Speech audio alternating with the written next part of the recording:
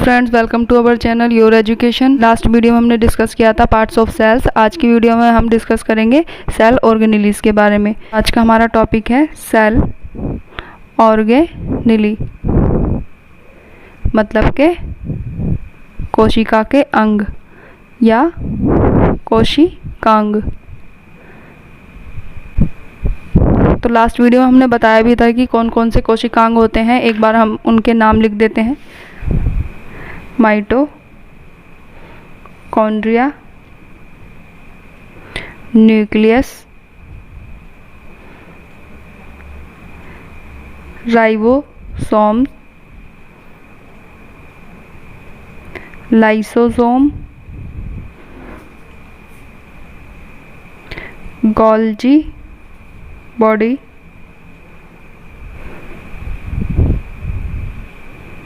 Plastids,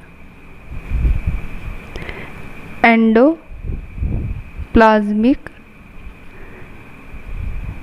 reticulum. ठीक है friends, ये हैं सेल ऑर्गेनेली जिसके बारे में वन बाय वन पढ़ाऊंगी। ठीक है, तो आज हम बात कर लेते हैं न्यूक्लियस के बारे में। न्यूक्लियस जो कि कोशिका का सबसे इम्पोर्टेंट भाग है। न्यूक्लियस मीन्स केंद्रक।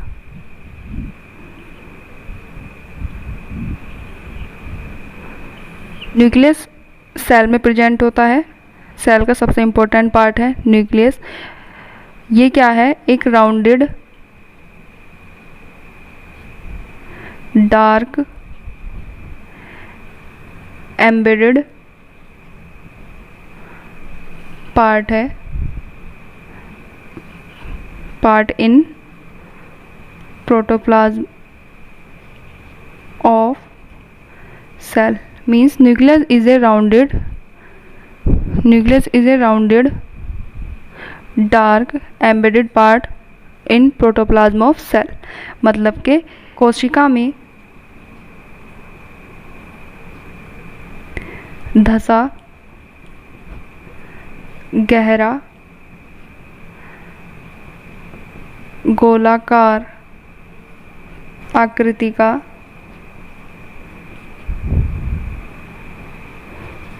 भाग या अंग है। ठीक, न्यूक्लियस के खोजकर्ता कौन है? यह डिस्कवरी किसने की है न्यूक्लियस की? न्यूक्लियस की खोज की है एक साइंटिस्ट हुए हैं, रॉबर्ट ब्राउन। रॉबर्ट हुक नहीं समझ लेना, कौन हुए हैं? Robert brown. रॉबर्ट हुक ने क्या किया था, आप ये मुझे कमेंट सेक्शन में बताएंगे। तो रॉबर्ट ब्राउन ने क्या किया था? न्यूक्लियस की खोज की थी। और ये काम इन्होंने कब किया था? 1831 में। मोस्ट ऑफ सेल में न्यूक्लियस एक ही प्रेजेंट होता है। कुछ सेल्स में एक से ज़्यादा न्यूक्लियस प्रेजेंट होते हैं, जैसे कि एक एल्गी है, ग्रीन एल्गी है एक, मतलब कि हरी शैवाल, जिसका नाम है क्लैडोफोरा। क्या नाम है? क्लैडोफोरा। इसकी सेल में क्या होता है? एक से ज़्यादा न्यूक्लियस प्रेजेंट होते हैं, एक से ज़्यादा केंद्रक उपस्थित होते हैं। ठीक है, अब देख लेते हैं न्यूक्लियस के फंक्शन या न्यूक्लियस का रोल क्या है सेल में। Role of nucleus. तो न्यूक्लियस का क्या रोल है, पॉइंट वाइज मैं आपको बताती हूँ। पहला क्या है? ये जो है सभी एक्टिविटी को कंट्रोल करता है सेल के। Control all activity of cell. ठीक है, नेक्स्ट क्या करता है? कंट्रोल करता है, controlled metabolic activity of cell. Means cell में कैसे जो भी मेटाबॉलिक एक्टिविटी होती है, जिसके थ्रू सेल को एनर्जी मिलती है एक तरीके से, ये सारी एक्टिविटी कौन कंट्रोल करके रखता है? न्यूक्लियस। ठीक है, नेक्स्ट आता है nucleus is responsible for heredity transfer from parent cell to daughter या टू डॉटर सेल और ऑफ स्प्रिंग। ठीक है, मतलब ये 3 मेन पॉइंट हैं न्यूक्लियस के, जो न्यूक्लियस के वर्क हैं। पहला क्या है, कंट्रोल और metabolic activity, control all activity of cell. Cell में जितनी भी एक्टिवाइजेशन वगैरह या एक्सचेंज वगैरह करना किसी भी मटेरियल का, ये किसके कंट्रोल पे होता है, न्यूक्लियस के। नेक्स्ट आता है control all metabolic activity of cell. जितनी भी मेटाबॉलिक एक्टिविटी होती है, मतलब कि उपापचय या अपचय क्रियाएं होती हैं, इन्हें कौन कंट्रोल करता है, न्यूक्लियस। न्यूक्लियस एक काम के लिए रेस्पॉन्सिबल है, nucleus is responsible for heredity transfer. मतलब कि जो भी हेरिडिटी इन्फॉर्मेशन होती है या जितनी भी पेरेंटल इन्फॉर्मेशन होती है, उनको वन जनरेशन से दूसरी जनरेशन में ले जाने का काम कौन करता है, न्यूक्लियस। क्यों, ऐसा क्यों होता है, इसके बारे में हम देख लेते हैं। न्यूक्लियस में एक पार्ट प्रेजेंट होता है, जब हम न्यूक्लियस के पार्ट बताएंगे उसमें आपको पूरा डिटेल में बताएंगे। क्रोमोसोम। न्यूक्लियस में क्या प्रेजेंट होता है, क्रोमोसोम। क्रोमोसोम में प्रेजेंट होते हैं जीन्स। तो जीन्स क्या होते हैं, ये यूनिट है, यूनिट ऑफ हेरिडिटी। मतलब इन्हीं की वजह से जो हेरिडिटी है या जो पेरेंटल इन्फॉर्मेशन है वो वन जनरेशन से मूव करती हैं दूसरी जनरेशन में। ठीक है, मीन्स इनडायरेक्टली क्या है, न्यूक्लियस ही रेस्पॉन्सिबल है किसके लिए, हेरिडिटी ट्रांसफ़र के लिए। अभी हमने आपको बताया कि न्यूक्लियस क्या है, सभी मेटाबॉलिक एक्टिविटी या जितनी भी सेल के अंदर एक्टिविटी होती है उसको कंट्रोल करके रखता है। इसी वजह से जो न्यूक्लियस है, न्यूक्लियस को क्या कहते हैं, कंट्रोलर ऑफ द सेल। क्यों कहते हैं, क्योंकि ये जितनी भी एक्टिविटी हो रही है सेल में उनको कंट्रोल करने का काम करता है। तो फ्रेंड्स, ये है न्यूक्लियस की स्ट्रक्चर। यह है न्यूक्लियस जो प्लांट सेल में और एनिमल सेल दोनों में प्रेजेंट होता है। तो सबसे पहले इसमें बाहर दिखाया है, फर्स्ट नंबर पे है न्यूक्लियर मेम्ब्रेन।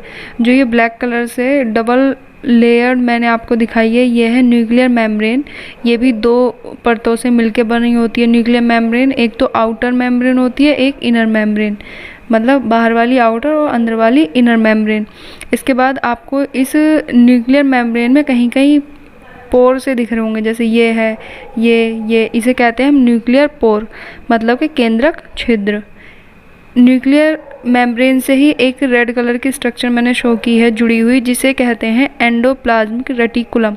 हिंदी में भी इसे एंडोप्लाज्मिक रेटिकुलम ही कहते हैं। अब एंडोप्लाज्मिक रेटिकुलम और न्यूक्लियस पर ये ब्लू डॉट्स दिखाए गए हैं, जिसे कहते हैं राइबोसोम। मतलब कि राइबोसोम जो है डॉटेड शेप में एंडोप्लाज्मिक रेटिकुलम और न्यूक्लियस पर प्रेजेंट होते हैं। नेक्स्ट इसके बाद आता है क्रोमेटिन। क्रोमेटिन कहाँ है, अंदर एक ब्लू पार्ट दिखाया गया है जिसका नाम है न्यूक्लियोलस, मतलब कि केंद्रिका। न्यूक्लियोलस के बाहर आपको थ्रेड लाइक स्ट्रक्चर दिख रही होंगी जो ग्रीन कलर से हैं, इनको कहते हैं क्रोमेटिन। न्यूक्लियर मेम्ब्रेन क्या करके रखती है, न्यूक्लियोप्लाज्म को कवर करके रखती है। जो डॉटेड रेड है, जो रेड कलर के डॉट दिखाए गए हैं, ये है nucleoplasm. Means nuclear membrane nucleoplasm को कवर करके रखती है। न्यूक्लियोलस के अंदर जो ब्लू पार्ट है डार्क कलर का, ये क्रोमेटिन का ही पार्ट है, लेकिन इसका नाम क्या है, जैसे ये अंदर की तरफ है न्यूक्लियोलस में, तो इसका नाम आएगा इंट्रान्यूक्लियर क्रोमेटिन। और ये बाहर आपको ब्लू डॉटेड दिख रहे होंगे, इनको कहेंगे, जैसे बाहर के लिए हम क्या वर्ड यूज़ करते हैं, पेरी, तो peri nucleolar chromatin.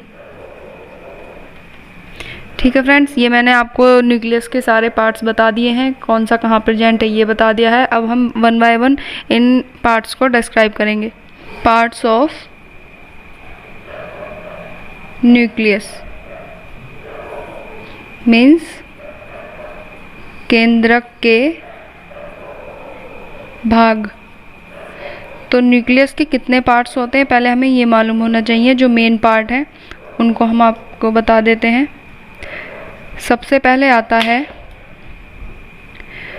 Nuclear membrane, Hindi में कहते हैं इसे हम केंद्रक कला। नेक्स्ट आता है न्यूक्लियोप्लाज्म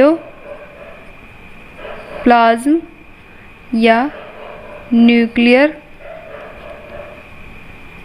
प्लाज्म, या एक और नाम हो सकता है इसका कैरियोप्लाज्म, क्योंकि कैरियो वर्ड जो है वो यूज़ होता है न्यूक्लियस के लिए। हिंदी में इसे हम कहते हैं केंद्रक द्रव्य। नेक्स्ट आता है न्यूक्लियर पोर, मीन्स केंद्रक छिद्र।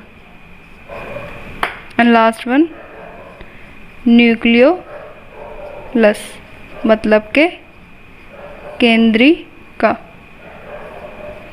ठीक है फ्रेंड्स, कितने पार्ट्स हैं न्यूक्लियस के? 4।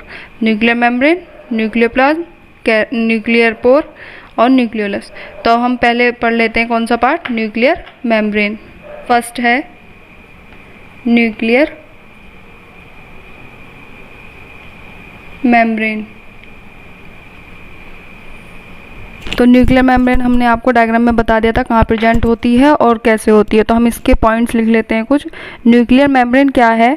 ये होती है डबल लेयर्ड, मतलब कि 2 परत होती है, जिसे कहते हैं, एक को कहते हैं इनर मेम्ब्रेन, मतलब कि आंतरिक परत, और एक को कहते हैं आउटर मेम्ब्रेन,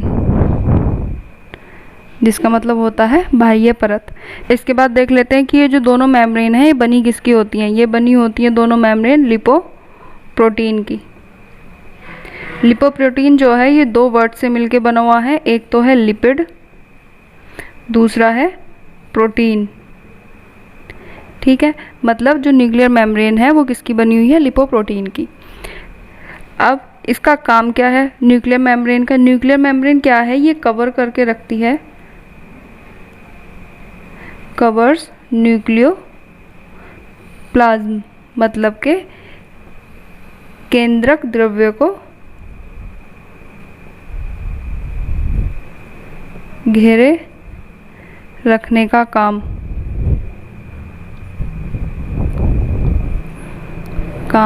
करती है न्यूक्लियर मेम्ब्रेन। ठीक है, अब न्यूक्लियर मेम्ब्रेन में ही आपने देखा होगा, न्यूक्लियर मेम्ब्रेन में कुछ पोर्स थे। न्यूक्लियर मेम्ब्रेन जो है इस जगह जगह से कुछ पोर प्रेजेंट थे न्यूक्लियर मेम्ब्रेन में। तो ये न्यूक्लियर मेम्ब्रेन में पोर्स क्यों प्रेजेंट होते हैं? और इसलिए प्रेजेंट होते हैं कि जो न्यूक्लियोप्लाज्म है वो प्रोटोप्लाज्म के साथ एक्सचेंज हो सके, मतलब कि जो साइटोसोल में या साइटोप्लाज्म में इम्पोर्टेंट कंपोनेंट है वो न्यूक्लियस अपने यूज़ में ले सके, means exchange of ingredients, exchange of useful ingredients। ठीक है, ये हो गया न्यूक्लियर मेम्ब्रेन। नेक्स्ट बात कर लेते हैं हम न्यूक्लियोप्लाज्म। न्यूक्लियोप्लाज्म क्या है? एक लिक्विड है जिसमें chromosomes, means in the form of chromatin,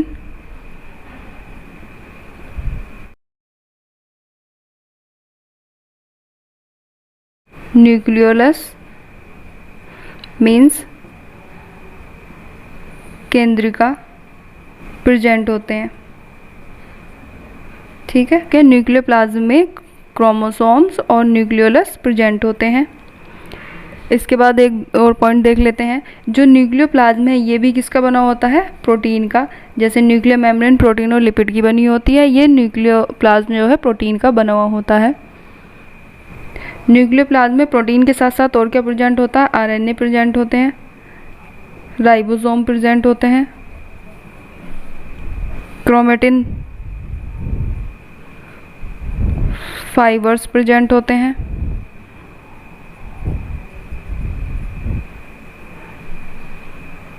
अब आपको यहाँ पे एक नया वर्ड मिला है क्रोमेटिन फाइबर्स। मतलब क्रोमेटिन फाइबर्स क्या है? ये स्टार्टिंग फेज होती है क्रोमोसोम्स की, मतलब गुणसूत्रों की स्टार्टिंग फेज होती है बनने की।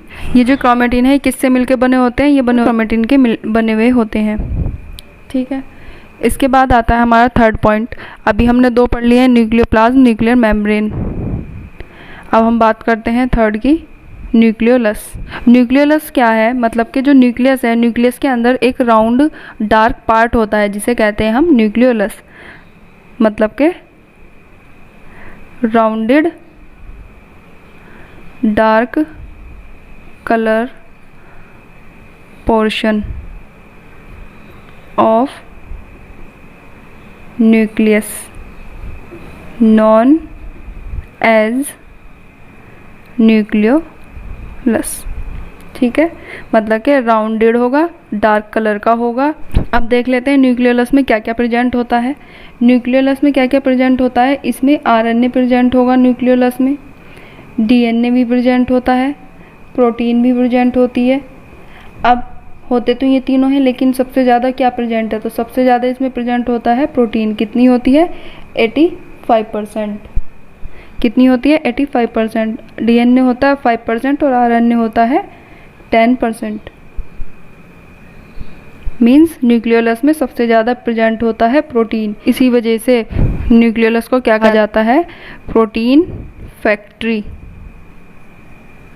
ऑफ सेल, क्योंकि यहाँ पे आरएनए भी प्रेजेंट है ज़्यादा अमाउंट में और प्रोटीन भी, और हमारी जो प्रोटीन बनती है वो आरएनए से ही मिलकर बनी होती है। न्यूक्लियोलस के भी कुछ पार्ट्स होते हैं। अब देख लेते हैं पार्ट्स ऑफ न्यूक्लियोलस। तो न्यूक्लियोलस के कितने पार्ट्स होते हैं, न्यूक्लियोलस के पार्ट होते हैं 4। कोई से ज़्यादा डिटेल में पढ़ने की ज़रूरत नहीं है, केवल मैं आपको नाम बताऊंगी और एक एक पॉइंट बता दूंगी क्या क्या है। सबसे पहले होता है न्यूक्लियोलस का पार्ट। कितने पार्ट्स है पहले ये पता होना चाहिए। न्यूक्लियोलस के पार्ट्स हैं 4।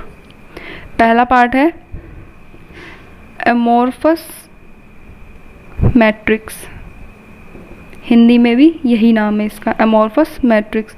एमोर्फस मैट्रिक्स क्या है, एक तरीके से लिक्विड ही है जिसके अंदर प्रोटीन और फाइबर्स प्रेजेंट होते हैं। नेक्स्ट आता है ग्रेनुलर पोर्शन। ग्रेनुलर पोर्शन में क्या होता है, ग्रेनुलर पोर्शन में प्रेजेंट होता है protein and RNA, protein and RNA, और इनका रेशो होता है 2:1, मतलब अगर प्रोटीन 2 पार्ट्स है तो आरएनए 1 पार्ट होगा। थर्ड आता है fibrillar portion, fibrillar portion, fibrillar मतलब कि फाइबर जैसा पोर्शन होगा। इसमें क्या होता है फिब्रिलर पोर्शन में, फिब्रिलर पोर्शन से आरएनए मिलकर बने होते हैं। आरएनए मतलब के राइबो न्यूक्लियोप्लाज्म किससे मिलके बने होते हैं, फिब्रिलर पोर्शन से, जो कि कहाँ प्रेजेंट होता है, न्यूक्लियोलस में, मीन्स न्यूक्लियोलस का पार्ट है। फोर्थ पार्ट आता है क्रोमेटिन। क्रोमेटिन में क्या है, क्रोमेटिन थ्रेड लाइक स्ट्रक्चर होती हैं, धागेनुमा संरचना होती हैं, और ये जो है 2 टाइप्स की होती हैं। अब ये 2 टाइप कौन कौन से हैं ये देख लेते हैं। तो क्या बात कर रहे थे हम, क्रोमेटिन,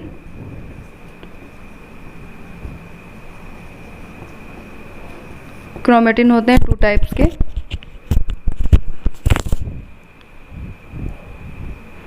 कौन कौन से थे, हमने आपको डायग्राम में बताया था। एक तो बताया था पेरी न्यूक्लियोलर क्रोमेटिन, और दूसरा बताया था इंट्रा न्यूक्लियोलर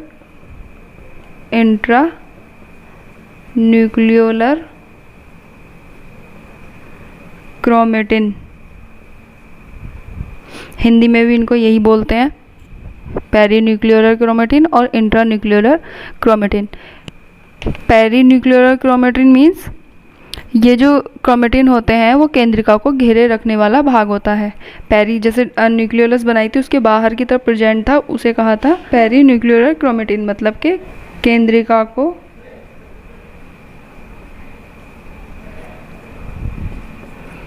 घेरे रखते हैं पेरी न्यूक्लियोलर क्रोमेटिन। जबकि इंट्रा न्यूक्लियोलर क्रोमेटिन क्या है, ये जैसे फाइबर्स होते हैं ऐसे होते हैं, क्योंकि क्रोमेटिन तो ऑलरेडी फाइबर फॉर्म में होता है तो ये भी फाइबर फॉर्म में ही होगा, और ये क्या होंगे, न्यूक्लियोलस के अंदर प्रेजेंट होते हैं, मतलब कि केंद्रिका के अंदर होते हैं। केंद्रिका में हमने आपको डायग्राम में दिखाया था एक डार्क सा पोर्शन बीच में, वो क्या था, इंट्रा न्यूक्लियोलर क्रोमेटिन अंदर होते हैं। ठीक है, क्रोमेटिन के बारे में आपको पता चल चुका है। अब नेक्स्ट पढ़ते हैं हम फोर्थ पार्ट इसका। न्यूक्लियर मेम्ब्रेन में आपने देखा होगा कि कहीं कहीं स्पेस प्रेजेंट था, जो उस स्पेस को हमने क्या कहा था, न्यूक्लियर पोर, ऐसा कह सकते हैं, एस्टिमेटेड विद न्यूक्लियर मेम्ब्रेन। ठीक है, अब इनका रोल क्या है, न्यूक्लियर पोर का क्या रोल है या क्यों ज़रूरी है न्यूक्लियर पोर। न्यूक्लियर पोर क्या है, न्यूक्लियर पोर के होने से जो सेल के अंदर का साइटोप्लाज्म है और जो न्यूक्लियस के अंदर न्यूक्लियोप्लाज्म है, उन दोनों के बीच में एक्सचेंज होता रहता है। Important for exchange of useful material between nucleus and cytoplasm. Important for exchange of useful material between nucleus and cytoplasm, मतलब कि जो न्यूक्लियर पोर है वो हेल्प करता है यूजफुल मटेरियल के एक्सचेंज में बिटवीन साइटोप्लाज्म एंड न्यूक्लियस। तो फ्रेंड्स, न्यूक्लियस के चारों पार्ट हमने आपको बता दिए हैं। अब हम बात कर लेते हैं न्यूक्लियस के अंदर क्या क्या मटेरियल प्रेजेंट है, उनकी कंपोजिशन की बात करते हैं। कंपोजिशन ऑफ कंपोनेंट्स और मटेरियल इन न्यूक्लियस। क्या क्या प्रेजेंट होता है न्यूक्लियस में, पहले ये देख लेते हैं। पहला होता है प्रोटीन, नेक्स्ट फॉस्फोलिपिड्स,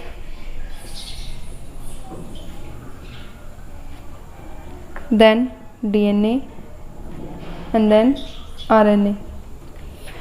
ठीक है, ये चार मेन कंपोनेंट हैं जो न्यूक्लियस में प्रेजेंट होते हैं। तो अब इनकी परसेंटेज देख लेते हैं, कितनी परसेंट होती है प्रोटीन होती है 70% अप्रोक्स। फॉस्फोलिपिड होते हैं अप्रोक्स 3 to 5%, और डीएनए प्रेजेंट होते हैं अप्रोक्सीमेट 10%, जबकि आरएनए जो प्रेजेंट होता है वो होता है 2 to 3%। ठीक है, ये हो गए कंपोनेंट जो सेल के न्यूक्लियस में प्रेजेंट होते हैं, और सबसे मेन पार्ट है इसका प्रोटीन। अब यहाँ पे दो शॉर्ट फॉर्म आई है, एक आई है डीएनए, दूसरी आरएनए। तो डीएनए और आरएनए इनकी फुल फॉर्म में आपको बता देती हूँ क्या होती है। डीएनए का होता है डीऑक्सी राइबो न्यूक्लिक एसिड। ठीक है, ये किसकी फुल फॉर्म है, डीएनए की। नेक्स्ट आता है आरएनए।